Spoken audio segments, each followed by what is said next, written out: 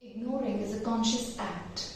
It is knowing how you feel about a certain topic and yet denying to know it. It is having the awareness but yet choosing to resist it. It is feeling the presence but pretending like it's absent. Ignoring is a form of denial. It is an avoidance strategy. Whereas ignorance, on the other hand, is a total lack of awareness of a subject or an issue. The conscious mind has no clue that the issue exists. But how is ignoring and ignorance related? Ignoring is a practice, and ignorance is a state that is attained, or let's say, it's a state we fall into by the repeated practice of ignoring something again and again. When we ignore something over and over again, it gets away from our conscious awareness, and the job of addressing that thing gets delegated to the subconscious mind. So what we don't want to face is still present, but it has now become subconscious.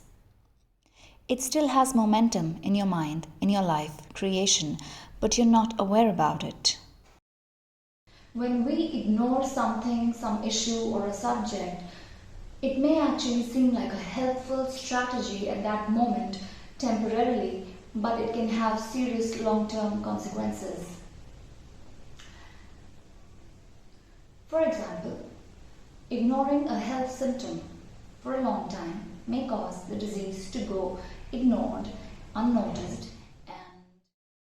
Another example, ignoring a situation in your relationship, pretending that it is not there or is the other person's fault, doesn't make the problem go away.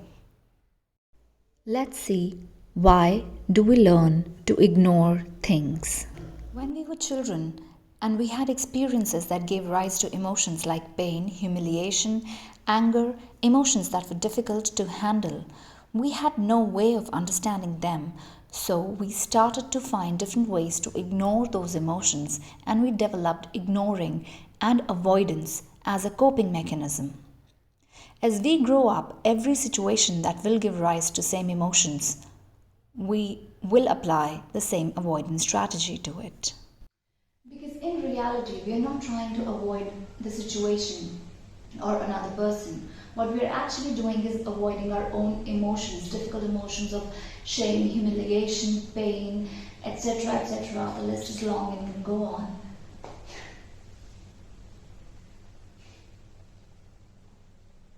If you find yourself that you've been using avoidance strategy for important matters in your life, and you find yourself stuck in that pattern, this is what you need to do.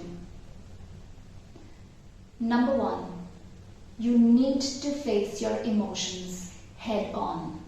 You really need to acknowledge how you're feeling without telling yourself that it is bad to feel a certain emotion. Acknowledging the fact that you have a role to play in every situation in your life can really help you restore the sense of power that you have within you. Reason being, once we see how we contributed to the creation or the co-creation of a situation, it also makes us see how we can change something about it, and hence the feeling of powerlessness that actually makes difficult situations difficult. That feeling of powerlessness can be restored into a feeling of inner power again. Number three is understanding how we exist in a dimension that works based on the law of attraction.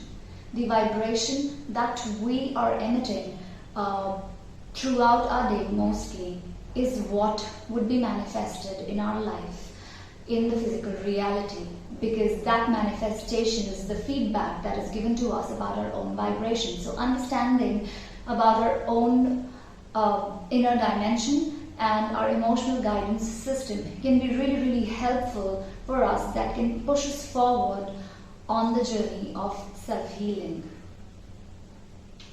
Have a good day.